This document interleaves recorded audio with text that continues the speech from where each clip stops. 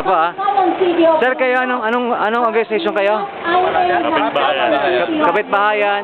Ano po pangalan? Kapitbahayan po, kooperatiba. Oo, ano pakiramdam ninyo? Meron kayo ngayong, anong tawag dito? Hand tractor galing po sa DA. Masaya dahil meron kami paggamit sa bukid.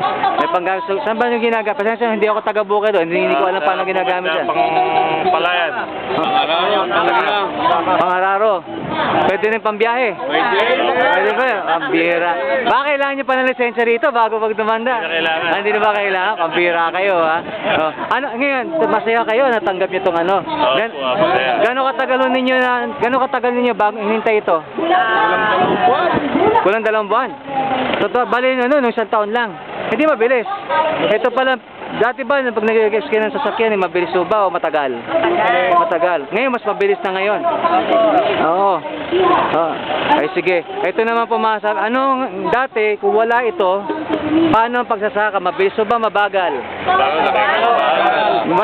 Let's say, pagsaka 1 hektare, gano'ng katagal bago matapos? 15 days. 15 days. Tapos, ngayon, may ganito na kayo. Anong? 1 linggo lang. 1 linggo lang po na kayari na. Paano ma'am? Sunod-sunod kayo, marami kayong miyembro. Paano ang gagawin dito? May schedule? Schedule lang po. Oo. Bawat DOD, hawak siya na schedule niya, mga pag-aaral sila. Okay, may schedule. Kayo din po man, nagsasaka din po kayo. Opo. Oo. Kayo ma'am, nagsasaka pa rin kayo. Kaya pa. Ay, kayo nagsasaka para kay mami. Ayos. Akala ko kayo mismo eh. Sige, itabihin ko na po kayo ma'am. Dito po, sa kabila.